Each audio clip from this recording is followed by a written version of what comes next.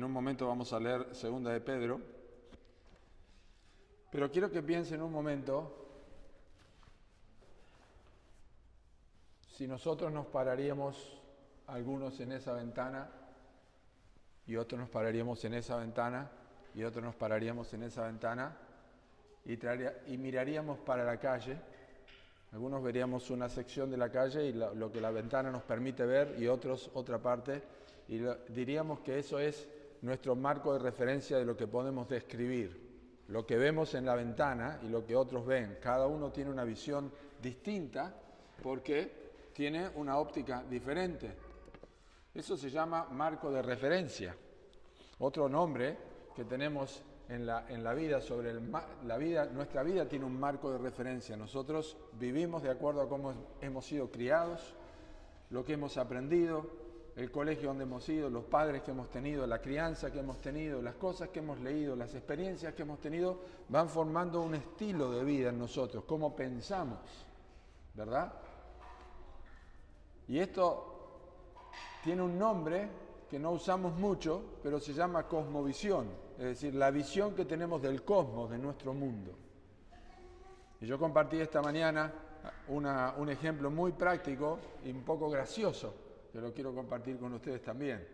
Esto fue un pensamiento que vino cuando preparaba el sermón. ¿Saben que yo crecí en un hogar donde mi papá, mi mamá, mi hermano y yo teníamos un colgador de toalla en el baño cada uno y era una toalla pequeña. Y esa es la toalla que nosotros usábamos, cada uno tiene su propia toalla, pero era una toalla chica. Toda la vida yo usé una toalla chica para bañarme, para lavarme la cara, lo que sea, y los toallones estaban dentro del armario del baño y yo creía que los toallones, porque así pasaba, era para cuando íbamos a la playa.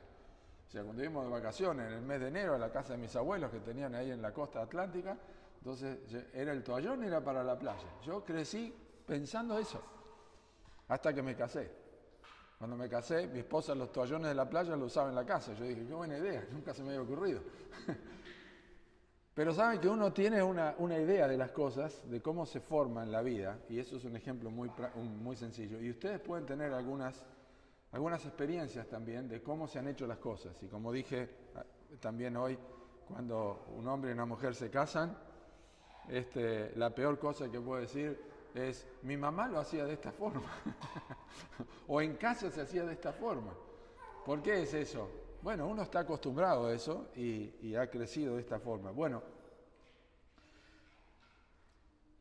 nosotros cuando escuchamos el Evangelio, alcanzamos una cosmovisión distinta del mundo que teníamos desde que nosotros nacimos. Cuando nosotros nacimos tenemos una idea de Dios, de cómo nos criamos, una idea de Dios, una idea de la iglesia, una idea del pecado, una idea del cielo, del infierno, una idea del mundo, una idea de la maldad, de por qué el hombre es como es, la escuela, lo que sea, alguna idea de religión. Pero cuando escuchamos el Evangelio y vemos la Biblia, es como si nosotros viviéramos en el mundo sin lentes para ver lo que Dios ha hecho, y cuando leemos la Biblia o se nos presenta el Evangelio es como que nos pusiéramos los lentes y empezamos a ver las cosas de otra manera. Empezamos a ver a Dios de otra manera, empezamos a ver el matrimonio de otra manera, empezamos a ver nuestra vida de otra forma, empezamos a ver el pecado de otra forma, empezamos a ver la maldad de otra manera, empezamos a descubrir por qué las cosas son como son, porque la Biblia se torna la ventana por donde nosotros vemos todas las cosas. Hay un hombre en la Biblia llamado Asaf, en el Antiguo Testamento, era un salmista y era un sacerdote, Asaf. Él escribía salmos y era un músico. Y en el Salmo 73, léanlo en sus casas, él cuenta una experiencia que él tuvo. Dice que él tuvo un momento en su vida que se le deslizaron sus pies, porque empezó a observar, bajó la vista de Dios y empezó a observar los hombres del mundo, cómo prosperaban en su maldad, cómo criticaban y deshonraban a Dios, cómo, como dice, paseaban con su lengua la tierra, es decir, hablaban de lo que querían. Y él dice, casi se deslizaron mis pies. Y yo dije, la verdad que limpié mis manos, ¿para qué lo hice? Es una vanidad lo que he hecho. ¿Por qué viví de esta forma si estos viven de esta forma, están bien, y yo toda la vida creyendo en Dios, siguiendo a Dios? Estoy parafraseando, ¿no? Dice que cuando pensó para saber de vivir como ellos vivían, dijo él, yo pensé para saber esto y dije, voy a engañar a la generación del pueblo de Dios. Y cuando entró en el santuario de Dios, cuando entró en una relación directa con Dios, dice Asaf en el versículo 17 del Salmo 73, comprendí el fin de todas estas personas. Él tuvo una visión de Dios fresca, una visión de Dios nueva, una cosmovisión de Dios nueva, que hizo que él pensara y se diera cuenta que él estaba equivocado y que lo que los otros estaban pensando eran locos, pensar como ellos era una locura. Y él dijo, yo era como una bestia delante de Dios. Y termina el Salmo diciendo, ¿a quién tengo en los cielos sino a ti?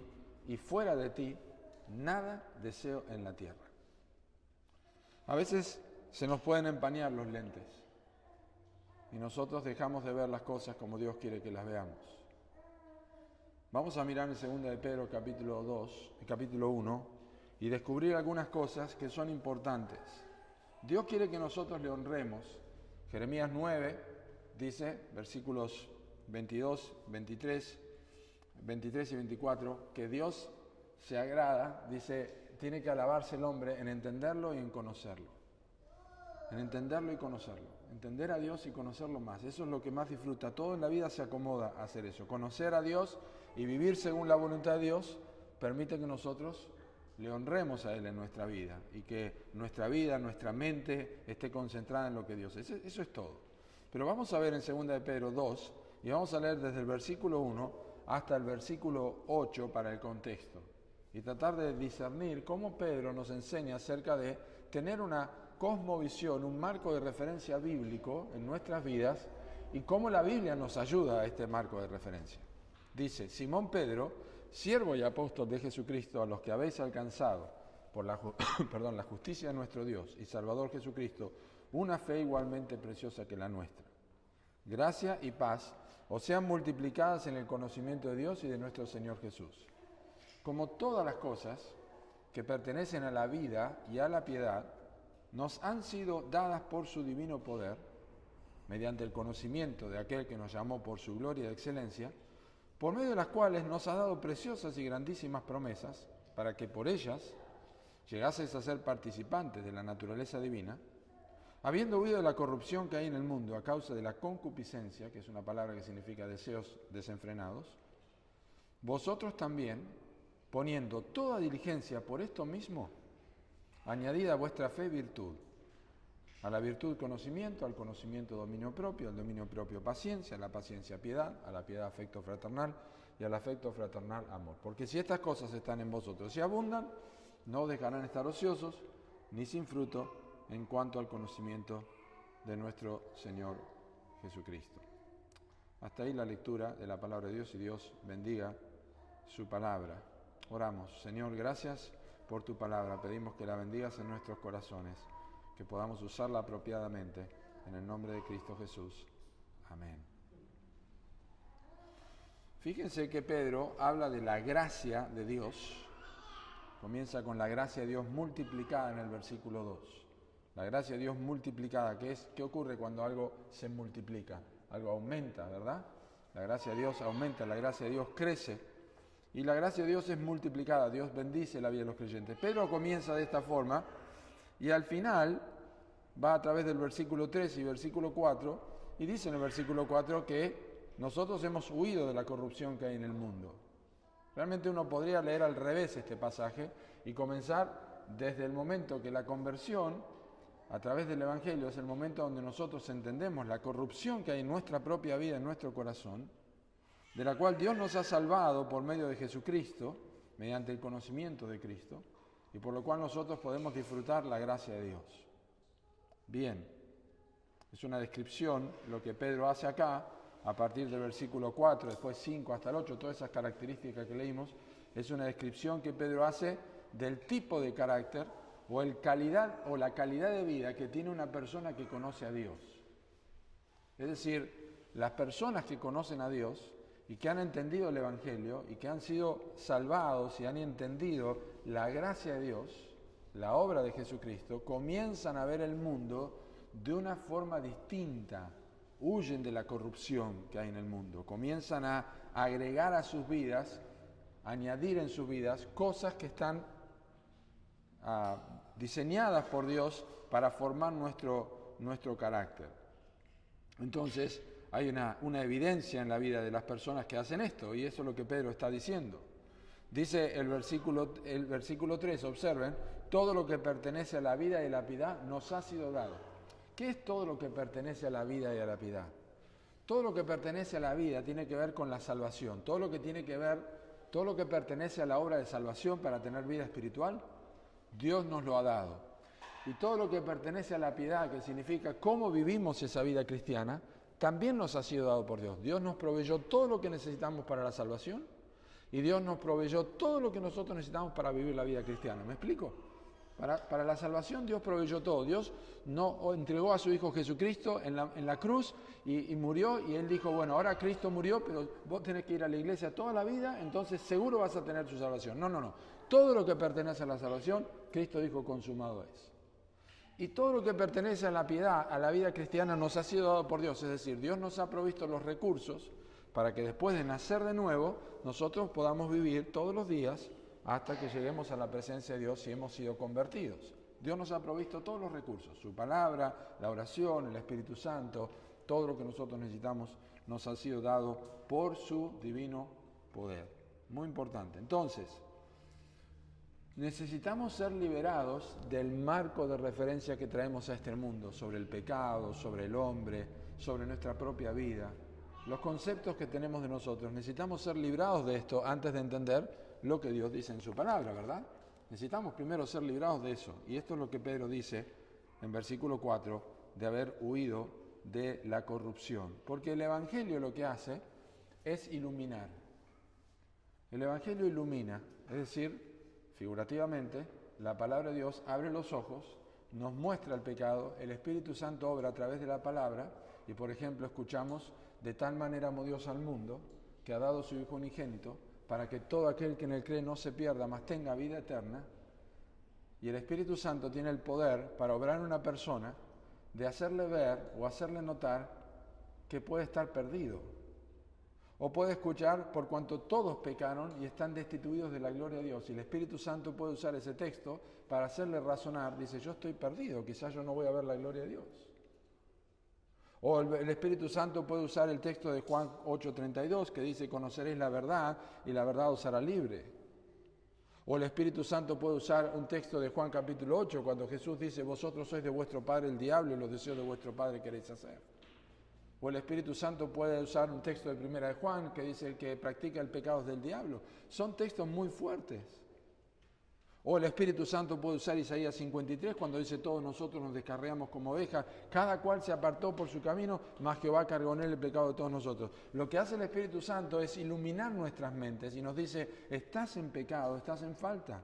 Nos ilumina el corazón, nos muestra nuestra condición y nos hace ver que el pecado, eso se llama convicción de pecado. La convicción es lo que se produce cuando mi pensamiento, mi razonamiento choca con el razonamiento de Dios y produce un quiebre. Esa es la convicción. Entonces, cuando el Espíritu Santo, cuando yo vengo pensando que el hombre es bueno, que depende del entorno que tenga, la educación que haya tenido, si sus padres le maltrataron y por eso es malo, pienso eso y viene la Escritura y me dice, el hombre nacido de mujer perece, en pecado me concibió mi madre, en maldad he sido formado, todos pecaron, están destituidos de la gloria de Dios, no hay quien haga lo bueno, ni siquiera uno. Choca este concepto con lo que yo he pensado, con mi cosmovisión. Esta cosmovisión bíblica produce una convicción y comienzo a ver las cosas de otra forma. O yo he crecido pensando que el sexo era de tal forma y que si lo practicás fuera el matrimonio, pero si tenés amor no importa porque lo que importa es el amor. Y viene la Escritura y me dice que la fornicación y el adulterio es pecado delante de Dios y eso produce una convicción. Mi cosmovisión del sexo es diferente a la cosmovisión bíblica del sexo. Lo leo en la Escritura, el Espíritu Santo trabaja en mí a través de esto. El hombre se ha vuelto enemigo de Dios y el hombre escucha solamente su voz. Eso ocurrió desde el libro de Génesis, cuando Satanás le dijo al hombre y a la mujer, con que Dios les dijo, no coman de todo árbol del huerto. Ellos escucharon la voz de Satanás, en vez de la voz de Dios. Y desde ese momento se formaron dos enemigos que pretenden que uno de ellos pretende que es la voz original, que es la voz del secularismo. Esto es lo que el hombre piensa, y arriba de esta columna se forma todo lo que es el secularismo, el ateísmo, la cultura del LGTB, y todo lo que es todo lo que tiene que ver con los pecados que conocemos como el aborto, la pedofilia, el humanismo. Tienen una sola bandera, y es la bandera de esto es lo que el hombre piensa.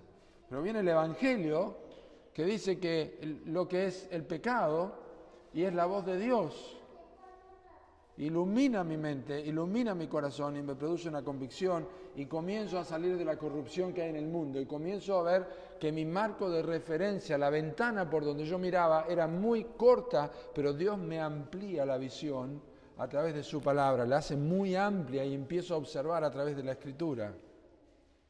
El Evangelio hace esto. El Evangelio nos da estas preciosas y grandísimas promesas. Observen que esto no es nuevo, ¿eh? Escuchen lo que dijo el profeta Isaías, porque esto es lo que pasa hoy día. Esto es lo que ocurre hoy día, y cómo el mundo piensa, y cómo muchas veces las personas que leen la Biblia o profesan ser cristianos, caen en esta misma trampa. Isaías, el profeta Isaías, 700 años antes de Cristo, predicando el pecado de su pueblo, dice, ay de los que lo malo dicen bueno y a lo bueno malo, que hacen de la luz tinieblas y de las tinieblas luz, que ponen lo amargo por dulce y lo dulce por amargo.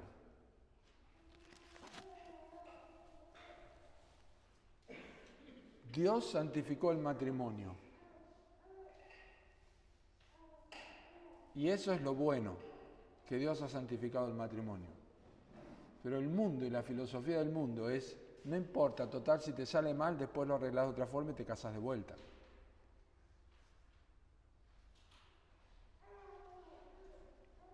Dios ha dado principios regulativos en su palabra muy claros, pero el mundo los cambia. A lo malo dicen bueno, a lo bueno dicen malo. A lo amargo dicen dulce, a lo dulce dicen amargo. A las tinieblas le dicen luz y a la luz le dicen tinieblas. Pero Dios nos saca de la corrupción del mundo por medio del Evangelio. Nos muestra que la obra de Cristo, la muerte de Cristo en la cruz, el sacrificio de Cristo, el tipo de sufrimiento que tuvo de Cristo, porque no murió por un infarto, ni un dolor de cabeza, ni una lepra. Cristo murió una muerte horrible, violenta, porque el pecado es aborrecible delante de Dios. Cristo muere por nuestros pecados, dice la Escritura, para rescatarnos del presente siglo malo, para trasladarnos del reino de las tinieblas al reino de su amado Hijo, para librarnos de una forma de observar la vida y ver la forma que Dios quiere que veamos, es decir, abre nuestros ojos. Nos da vida, nos saca de la muerte y nos da vida. La diferencia entre una cosmovisión del mundo y la cosmovisión de Dios es la diferencia que hay entre un ser humano muerto y un ser humano vivo. Y dice la Escritura que nos dio preciosas y grandísimas promesas. Es decir, que cuando uno cree en el Evangelio, primero entiende el perdón de pecados, cosa que antes no pensaba. O pensaba que el perdón de pecados era a través de orar, a través de hacer ciertos sacrificios o ciertas prácticas religiosas. Entiende la justificación por la fe. Esta es otra promesa. Significa que es una declaración legal. La justificación por la fe significa que Dios nos cambia de posición. Dios nos declara justo. ¿Tengo una deuda? Yo tengo una deuda. ¿Está comprobado que yo tengo una deuda de miles de millones de pesos? Yo la cometí. Pero viene otra persona y la paga por mí. Yo no la pago. Pero el juez dice que yo estoy justificado. Me declara justo por los méritos de otro. La justificación por la fe significa que cuando Cristo murió, Él se hizo cargo de mi culpa. Él llevó toda mi culpa, Dios lo trató a Él como si fuera yo.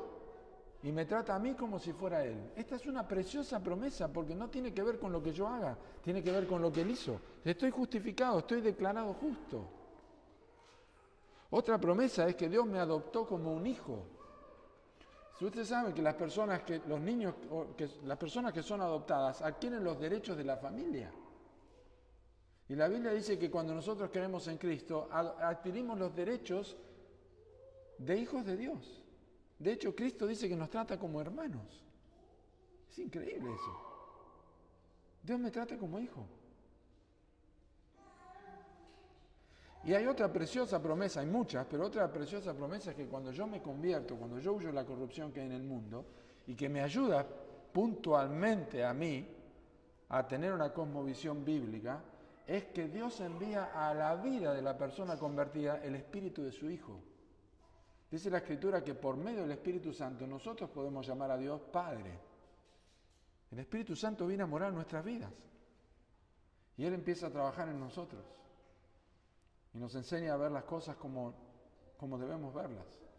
Nos trae más convicción. Esto no debo hacerlo más. Ahora tengo que vivir de esta otra forma. Y comienzo a pensar bíblicamente. Ahora vamos llegando a este tema de por qué la Biblia es importante. ¿Por qué la Biblia es importante? Miren, que cuando nosotros, dice el versículo 4, que somos participantes, es una frase hermosa esa, participantes de la naturaleza divina. Eso es increíble. Es increíble, porque una cosa es que me digan que yo soy hijo de Dios, pero otra cosa es que enseñe que yo tengo la misma naturaleza de Dios.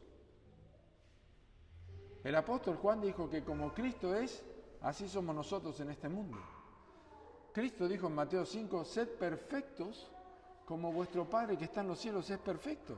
Esa es la única forma de vivir de esa manera, es que otro esté haciendo esa obra en mi vida. Completos como Dios es. Ahora, ¿cómo logramos nosotros siempre ver correctamente? Acompáñenme en 2 de Pedro, nosotros leemos hasta el versículo 8. Está escribiendo a creyentes, a personas convertidas, nacidas de nuevo. Fíjense qué dice el versículo 9. Después de dar una lista de cosas que hay que practicar en la vida, piedad, afecto fraternal, el versículo 9 dice, el que no tiene estas cosas, miren lo que dice, tiene la vista muy corta, es ciego, habiendo olvidado la purificación de sus antiguos pecados. No dice que no es creyente, dice que olvidó la purificación de sus pecados, es decir, olvidó que era un hijo de Dios, olvidó cómo era la vida cristiana. Y luego dice, por lo cual, hermanos, tanto más procurad hacer firme vuestra vocación y elección, porque haciendo estas cosas no caréis jamás, porque de esta manera os será otorgada amplia y generosa entrada en el reino eterno de nuestro Señor y Salvador Jesucristo. Ahora, ahí está, Pedro está diciendo, como yo decía esta mañana, agarren los lentes, por favor, y límpienlos, porque el que no tiene estas cosas, no es que no sea creyente, no está viendo bien, tiene que observar bien, tienen que prestar atención si no están practicando estas cosas. Y luego, lo que hace Pedro es usar dos elementos para confirmarles a ellos cómo pueden aprender a ver correctamente, cómo pueden pensar bíblicamente. Uno de los ejemplos pesa más que otro. Acompáñenme, versículo 12. Por tanto, yo no dejaré de recordaros siempre estas cosas, aunque vosotros las sepáis y estéis confirmados en la verdad presente. Pues tengo por justo, dice Pedro, en tanto que estoy en este cuerpo, el despertaros con amonestación, sabiendo que en breve debo abandonar el cuerpo, como nuestro Señor Jesucristo me ha declarado. ¿Sí? Pedro sabía que iba a morir pronto. También yo procuraré con diligencia, dice, que después de mi partida, vosotros podáis en todo momento tener memoria de estas cosas. ¿Qué está diciendo Pedro? Miren, yo estoy preocupado por ustedes, yo me voy a ir pronto. Y por eso les hablo de esta manera, que limpien bien el lente, que miren bien, porque mi partida está cerca y yo no puedo dejar de decirles estas cosas. No puedo dejar de decirles estas cosas. Tienen que poner diligencia por esto. Y añade, para que sepan que hablo en serio, Pedro dice en versículo 16, porque no os hemos dado a conocer el poder y la venida de nuestro Señor Jesucristo, siguiendo fábulas artificiosas. Ahora les explico lo que esto significa. Sino habiendo visto con nuestros propios ojos su majestad, porque cuando él recibió de Dios Padre honra y gloria, le fue enviada desde la magnífica gloria una voz que decía: este es mi Hijo amado en el cual tengo complacencia. Ahora Pedro está diciendo esto. Yo los quiero despertar con diligencia a ustedes, con amonestación. Porque es muy importante que ustedes piensen bíblicamente. Es muy importante que ustedes piensen como personas que huyeron de la corrupción. Que el marco de referencia que tienen sea el que Dios quiere, porque Él nos ha librado de esta corrupción en el mundo. Quiero que sepan que les hablo en serio. Y les hablo en serio, ¿saben por qué? Dice Pedro. Yo estuve con Jacobo y con Juan en el monte de la transfiguración. Eso es lo que está haciendo. Esta es mi experiencia, dice Pedro. Yo vi a Cristo transfigurarse. Nosotros escuchamos la voz de Dios que dijo: este es mi Hijo amado, en el cual tengo complacencia. Miren, yo tuve esta experiencia. O sea, no estoy hablando boca de jarro. Esto es cierto. Esto es verdad. Es la experiencia que Pedro tuvo. Le llamo la atención. Pero miren lo que dice después. Versículo 19. Tenemos también la palabra profética más segura, a la cual hacéis bien en estar atento, como una antorcha que alumbra en lugar oscuro hasta que el día esclarezca y el lucero de la mañana salga en vuestros corazones. Pedro dice esto: mi experiencia es genuina y yo le llamo la atención. Pero ¿saben lo que es más seguro? Es la palabra de Dios. Es la palabra profética más segura. Miren, tenemos más de 700 años antes, Isaías dijo cómo iba a morir Cristo, y eso ocurrió. Las profecías de los profetas, de Malaquías, de Miqueas, las profecías en cuanto a Cristo en Isaías, en Jeremías, en Ezequiel, en los libros históricos, desde el libro de Génesis hay profecías, en los libros de los Salmos. Tenemos la palabra profética más segura. Mire, se cumplió todo eso con Cristo. Cristo dijo en la cruz: Dios mío, me has desamparado. Para que se cumpliese la Escritura dijo: tengo sed. Se cumplió al pie de la letra. Eso es una palabra profética más segura. Y Pedro dice: hacen bien en estar atentos como una torcha que alumbra en lugar oscuro. Este lugar oscuro es el mundo donde vivimos, que le llama a la luz tinieblas, a las tinieblas luz. A lo dulce amargo, a lo amargo dulce.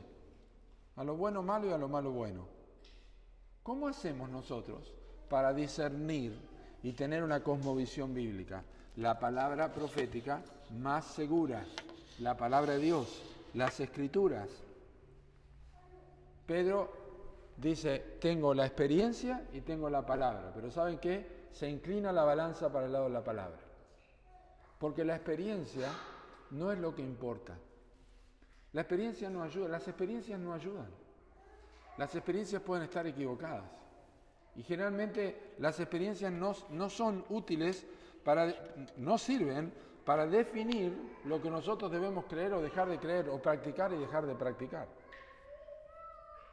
Eso es muy importante, pero la palabra de Dios es real. No es como yo me siento, no es lo que a mí me parece, es la palabra de Dios. Entonces, la Biblia es una antorcha que alumbra un lugar oscuro, y dice el texto más adelante, en versículo 20, dice: es una antorcha, pero entiendan esto primero, que ninguna profecía de la Escritura es de interpretación privada, porque alguien puede decir: bueno, la profecía, pero a alguno se le ocurrió decir esto. No, no es de interpretación privada. Dice: nunca la profecía fue traída por voluntad humana, sino que los santos hombres de Dios hablaron siendo inspirados por el Espíritu Santo. El Espíritu Santo inspiró las Escrituras.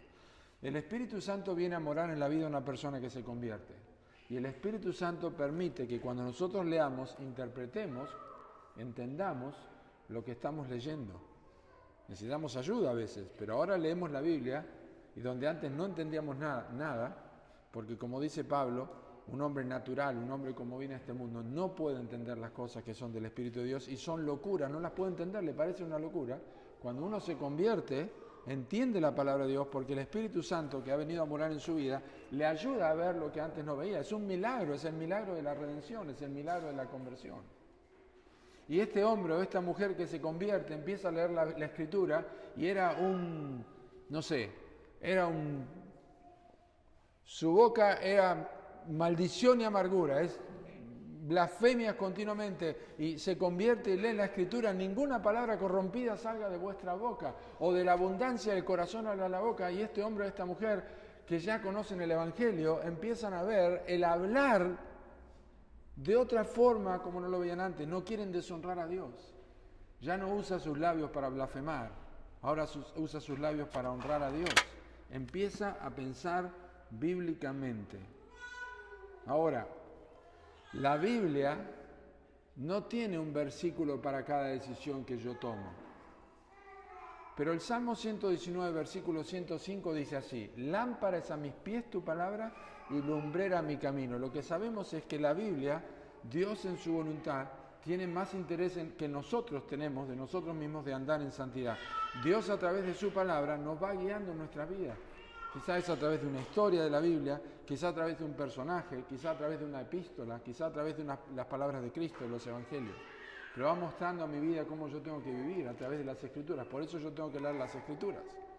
Es decir, mi marco de referencia en la vida, que ahora cambió desde mi conversión, tiene que ser alimentado y tiene que ser ampliado. Es decir, la ventana se abre más para que yo no solamente pueda ver ahí, pero también pueda ver por allá y pueda ver por allá. Tengo un amplio campo de visión que antes no tenía. Ese campo de visión se habla en la medida que yo voy entendiendo la Biblia. ¿Me explico? A medida que aprendo de la palabra de Dios, mi cosmovisión bíblica aumenta. Porque no solamente empiezo a ver el pecado como Dios lo ve, sino que lo veo ejemplificado en la Biblia. Me doy cuenta por qué David cometió adulterio. Me doy cuenta por qué hombres en la Escritura hicieron lo que hicieron y cómo Dios trató con sus vidas. Empiezo a ver el pecado de otra forma. Empiezo a ver la obra de Cristo de otra forma. Empiezo a ver el matrimonio de otra forma. Empiezo a ver la crianza de los hijos de otra forma. Empiezo a ver mi trabajo de otra forma. Empiezo a ver cómo uso el dinero de otra manera. Empiezo a ver las cosas y pensar bíblicamente. Empiezo a pensar bíblicamente. Y quiero terminar con esto. Si me acompañan a 2 de Timoteo 3. 2 de Timoteo capítulo 3, versículo 16. Este es un versículo muy importante de la Biblia. Dice así. 2 de Timoteo capítulo 3, versículo 16. Toda la Escritura, toda la Biblia, es inspirada por Dios y útil para enseñar. Miren las 4 cosas. Útil para enseñar, para redarguir, para corregir y para instruir en justicia. 4 cosas, ¿las ven ahí? Yo les voy a explicar ahora qué significan esas 4 cosas. Cuando leemos la Biblia, porque esto tiene que ver cómo nosotros empezamos a ver la vida cuando somos creyentes. Lo que hace la Biblia primero es enseñarme. La palabra de Dios me enseña cómo vivir y qué es lo que Dios espera de mi vida. Me enseña, aprendo algo, como todos aprendemos cosas, aprendemos a coser, bueno, yo no sé coser, pero las mujeres aprenden a coser, otros aprenden a cocinar, otros aprenden a manejar, otros aprenden a pintar, otros aprenden a leer. Aprendemos, la Biblia nos enseña paso a paso. La segunda cosa que hace la Biblia es redarguir. No es redarguir, redarguir, tiene diéresis. Redarguir. Redarguir significa que la Biblia señala donde una persona se ha apartado del camino. ¿Ah? Hoy día, no sé, me imagino que acá también están, pero los autos modernos tienen un sistema que cuando uno va manejando, y de repente porque está mirando el celular o otra cosa, se va para un lado, le vibra el volante. El auto de mi hija es así allá, le vibra el volante y lo vuelve, le está redarguyendo de que se está yendo para un costado. Eso es lo que pasa con la Biblia, nos muestra, cuidado que te estás yendo para allá, no está bien lo que estás haciendo. Si uno es creyente, Dios hace eso a través de la Biblia. Cuidado con eso, no estuviste bien haciendo eso. Eso no es lo que la Biblia enseña, eso no es lo que yo quiero. En segundo lugar, corrige. Es decir, no solamente me marca que me estoy yendo para allá, pero te vuelve al camino la Biblia, te corrige, te vuelve al camino. No solamente te amonesta, sino te señala, tenés que mantenerte acá. Y en cuarto lugar, instruye en justicia. Es decir, que la Biblia me enseña también cómo puedo yo seguir en esa forma correcta y no desviarme. Me dice, no solamente me redarguye, me corrige, sino que también me dice, hace esto y no te va a pasar. No mires el celular, mira adelante. Así es como la Biblia trabaja con nosotros y nos hace pensar bíblicamente. Por eso Pedro dijo que la palabra profética es más segura que la experiencia. Y solamente la podemos poner en práctica si nosotros limpiamos nuestros lentes y miramos nuestros ojos espirituales y miramos la Biblia con atención para pensar bíblicamente. Es decir, como dije esta mañana, que la Biblia nos cambia la forma de pensar sobre cosas.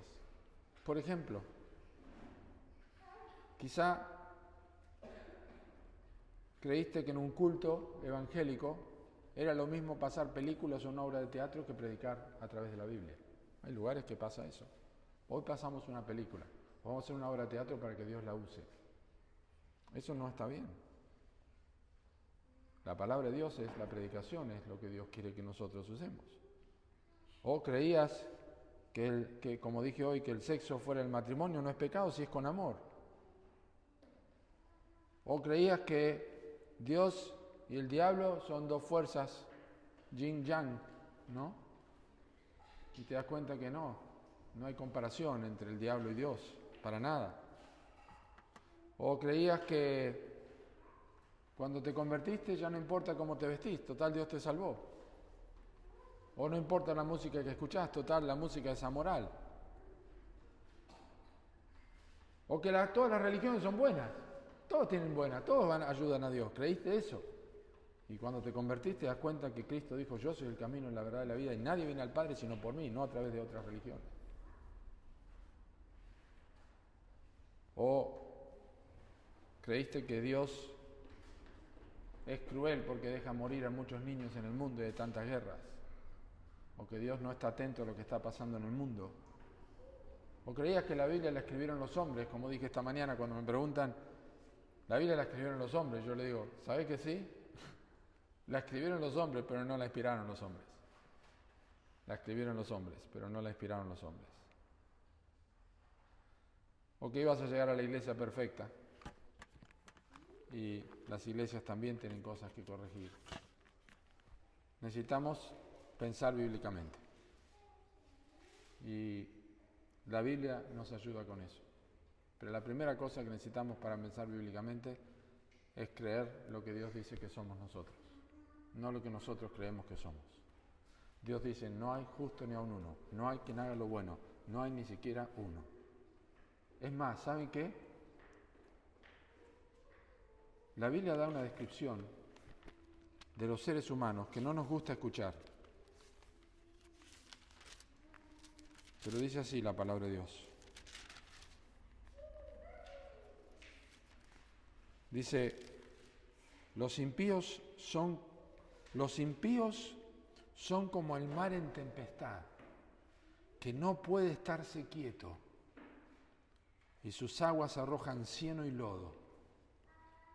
No hay paz, dijo mi Dios, para los impíos. ¿Sabes lo que es vivir sin paz?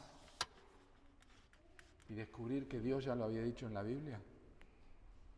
Que el problema no es el estrés, que el problema no es que la economía está complicada, que el problema no es que hay una guerra en el Medio Oriente, que el problema no es lo que va a pasar con el país, que el problema es el corazón del hombre, que la falta de paz es un problema del pecado, no es un problema de la crianza. Dios lo dice en su palabra. No hay paz para los impíos, son como el mar que arroja cieno y lodo. No hay paz. Y sabe que Cristo viene para rescatarnos. Dijo, venid a mí los que estáis trabajados y cargados, y yo os haré descansar. Y cuando uno cree en Cristo, uno empieza a ver que lo que creía que era luz era tinieblas, y lo que creía que era tinieblas es luz. Y después que se convierte empieza a mirar a otras personas y dice, a vos te pasa lo que a mí me pasaba. No lo vas a encontrar en la medicina, no lo vas a encontrar en la música o algún pasatiempo, lo vas a encontrar en Cristo. Cristo cambió mi vida y cambió la cosmovisión de mi vida, el marco de referencia de mi vida, me dio paz, me transformó, me perdonó y ahora veo el mundo como Dios lo ve. Si no tenés seguridad de salvación, habla conmigo, yo te quiero ayudar. Dios te puede ayudar, pero yo te quiero ayudar con la Escritura, para que tengas paz en tu corazón. Oramos. Señor, gracias por tu palabra y por este tiempo que compartimos. Enséñanos a ver como tú ves. Enséñanos a ver, a mirar a través de la ventana de la Escritura. Transforma nuestras vidas. Aquellos que hemos creído en Cristo, danos la gracia de seguir leyendo tu palabra y conociéndote más. Y si alguien no te conoce, Señor, que en este día pueda acercarse a Cristo, que da paz. Él es el príncipe de paz. Transforma los corazones y nos ayuda a ver la vida como tú la ves. En el nombre de Cristo Jesús. Amén.